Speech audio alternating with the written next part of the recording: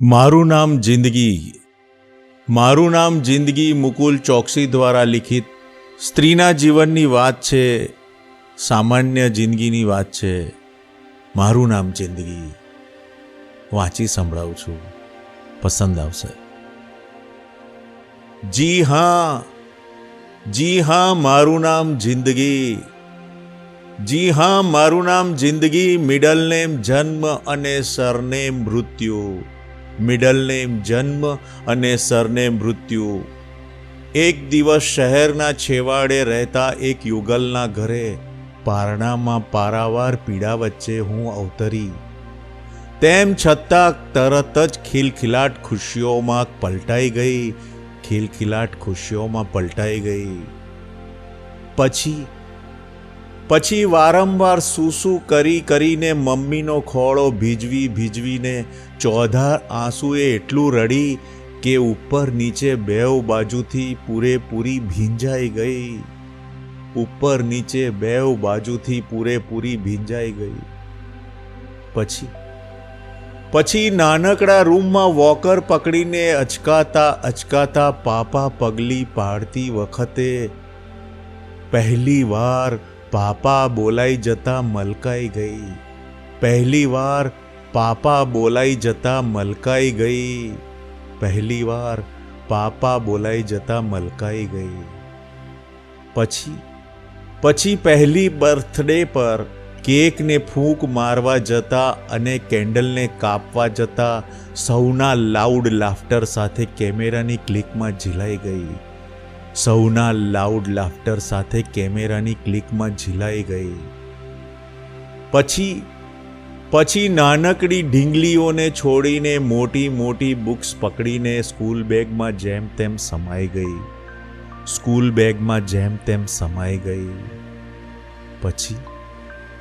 પછી મોમને નામે સેવ કરેલા ફ્રેન્ડના નંબર પર મોકલવાનો મેસેજ ભૂલમાં રિયલ મોમને અડધી રાતે મોકલાઈ જતા એવી તો પકડાઈ ગઈ કે કહેવું જ શું.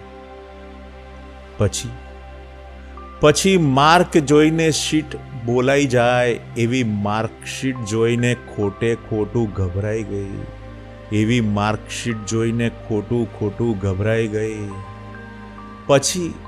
પછી પપ્પાએ બતાવેલા છોકરાને હા પાડતી વખતે કાગળ પર ચિતરેલા ટેટુને કંકોત્રી પર પ્રિન્ટ કરાવાય કે નહીં એવું વિચારવામાં જ અચાનક હું આખી પીઠી અને સિંદૂરથી લીંપાઈ ગઈ. એવું વિચારવામાં અચાનક હું આખી પીઠી અને સિંદૂરથી લીંપાઈ ગઈ.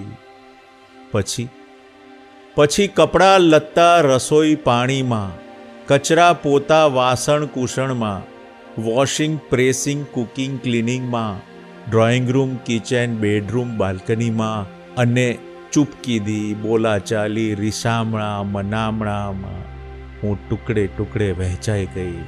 હું ટુકડે વહેંચાઈ ગઈ. પછી પ્રેગ્નન્સીના અચંબા ને ડિલિવરીના પેઇનમાં પરોવીને નવજાત બબલીના બેબી ક્રાઇંગથી માંડીને બાળપણ ઉછેરના અનંત કારોબારમાં પરોવાઈ ગઈ. બાળપણ ઉછેરના અનંત કારોબારમાં પેરવાઈ ગઈ. પછી ટીનુના ટ્યુશન ટાઈમિંગ, મમ્મીનું માંદગીનું મેનેજમેન્ટ, પાર્લરના પૈસાની પળોજળ, કામવાળીના કમનસીબ કારનામા, વેકેશનમાં વધતી વ્યાકુળતા અને વર્ષીથી એનિવર્સરીની વચ્ચે થતી અથડામણો વગેરે બધી જ વાતો વધતી જતી ઉંમરમાં ભૂલાઈ ગઈ. બધી જ વાતો વધતી જતી ઉંમરમાં ભૂલાઈ ગઈ. પછી તિથિઓ, પ્રસંગો, વ્યવહારો, બિલો, ઉજાગરાઓ, પ્રવાસો, ગીતો, સપનાઓ, સહેલીઓ, દોડધામો, આયોજનો, વાયદાઓ, સરનામાઓ અને વિખરાઈ ગયેલા સ્વજનો, આ સૌને સાચવવામાં એ પણ ખબર ન પડી કે ક્યાં ષષ્ઠી પૂર્તિ ઉજવાઈ ગઈ.